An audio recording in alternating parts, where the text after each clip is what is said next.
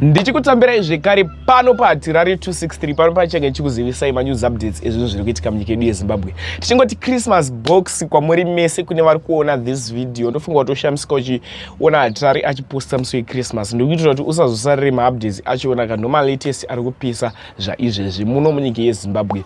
Tiri kuitira vari kumativi mana enyika nevari muno muZimbabwe kuitira kuti muwane maupdates achiona ezvinhu zviri kuitika munyika yedu yeZimbabwe. Ndamboti futi Christmas box ndadzokora futi kuti Christmas box. That's like this video rinoifambe kuamanisha Mwari. Vadikani zviri kuitika munyika yedu yeZimbabwe ndezvizvi. Pane mukadzi iye akakechwa kumbari. Kana ndichitaura izvi mukadzi uyu iprostitute. Akechwa mukadzi uyu anga akavimbiswa kunzi ndichakupa $5. Avimbiswa kunzi ndichakupa $5. Video iri kupisa musi weChristmas zvanhasi riri kupisa ndosikanda mhanya naro. Avimbiswa izvi mukadzi uyu haana kuzopiwa $5 yaya.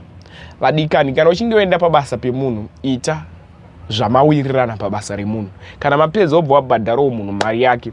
Mukadzi uyu akatadza kubhadhara mari yake, akaenda panoshandira mujaya akamukecha. Aenda ipapo akanotora coffin manheru nezuro manheru. Atora coffin mukadzi uyu akaenda naro nekuda kwe$5.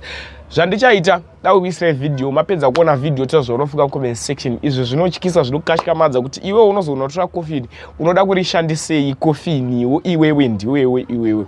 Coffin inenge inoda kushandiswei kubadzisa moto here ndo zvaitika kumbari.